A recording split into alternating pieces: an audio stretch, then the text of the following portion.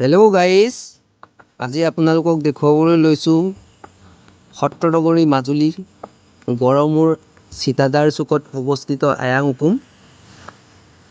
কি যে প্ৰাকৃতিক মনোমোহা দৃশ্যৰে ভৰপূৰ।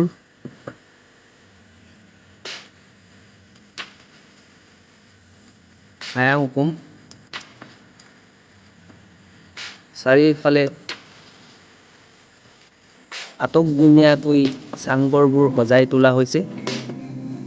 চালি চাপৰুৱা, আহিলে আকৌ আপোনালোকে এবাৰ আহি যাবলৈ মন যাব। বিভিন্ন সময়ত বিদেশী পৰ্যটক আহি এই আয়াং উকুমত থাকি যায়। কোনোবাই যদি মাজুলীত আহিবলৈ মন আছে, আপোনালোকেও আয়াং উকুমত থাকি যাব পাৰিব।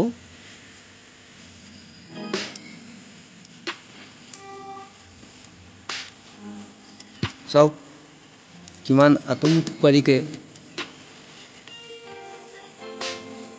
বাঁহ আৰু খেৰেৰে সজা মনোৰম দৃশ্যৰ মাজত চাংঘৰবোৰ সজাই তোলা হৈছে।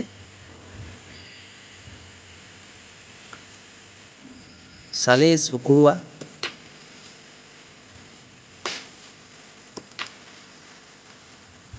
সেউজীয়া প্ৰাকৃতিক পৰিৱেশৰ মাজত অৱস্থিত আয়াং উকুম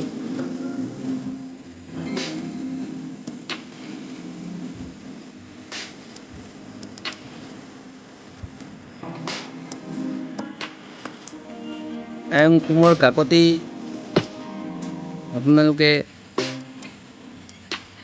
চাবলৈ পাব, এখন কাষতে লাগি আছে কেৰ্কেটুৱা খুঁটি।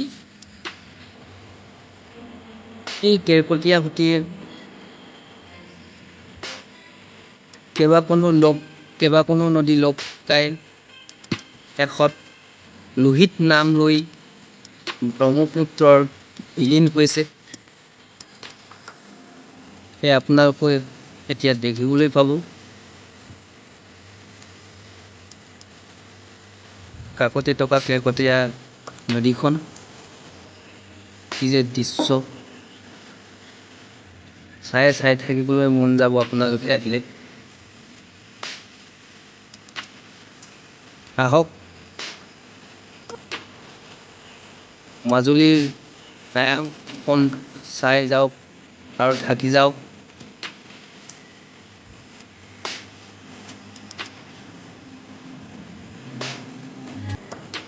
ইয়াতে খাব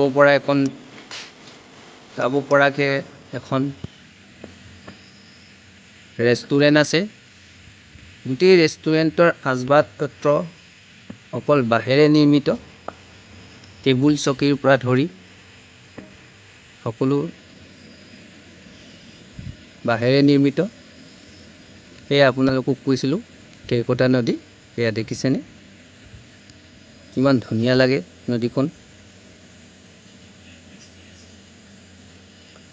নদীৰ কাষতে একদম গড়াৰ ওপৰতে লাগি আছে আয়াং উকুমখন।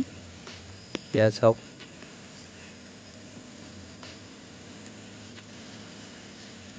কিমান ধুনীয়া লাগে।